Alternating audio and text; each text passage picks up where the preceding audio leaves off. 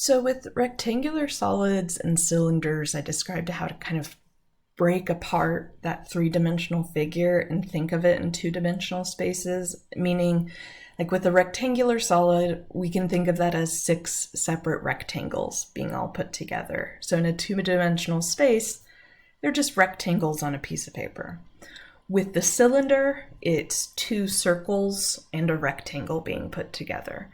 And you can see this with other, they're called prisms. Prisms is where you have a shape and then it's just made, it's kind of elongated, meaning like we could have a trapezoid or something like this.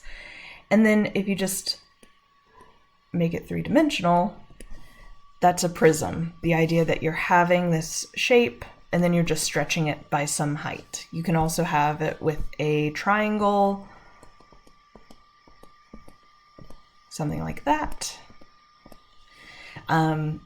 Meaning you have these shapes to work with here. Like this would be a triangle, and then you have these rectangles you're working with.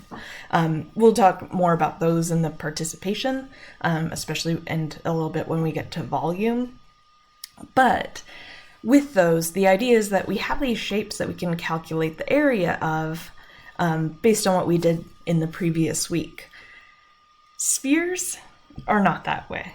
If you go and grab like a basketball or tennis ball and you think about like how can you separate that up into two-dimensional pieces, you just can't. It won't come out perfectly.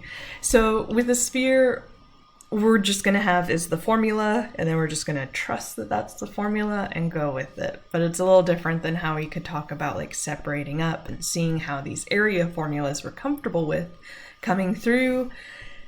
This is its own thing. So with that, surface area is 4 times pi r squared.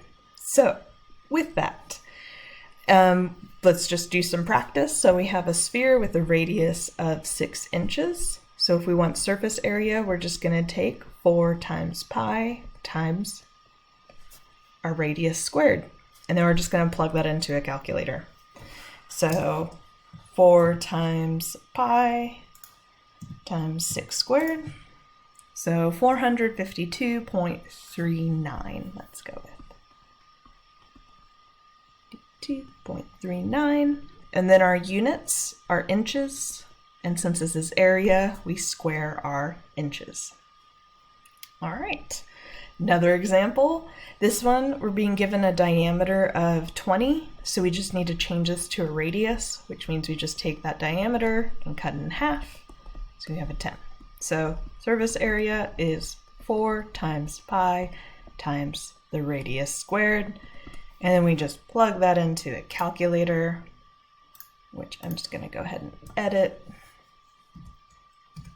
Change that 6 to a 10. So 1,256.8. Nope, 0.64. There we go. Mixed up the numbers. And centimeters squared. And that's it. We're not going to work on breaking down that formula. It just is what it is. So we'll just apply it, plug in our values, and then use the calculator to help us out.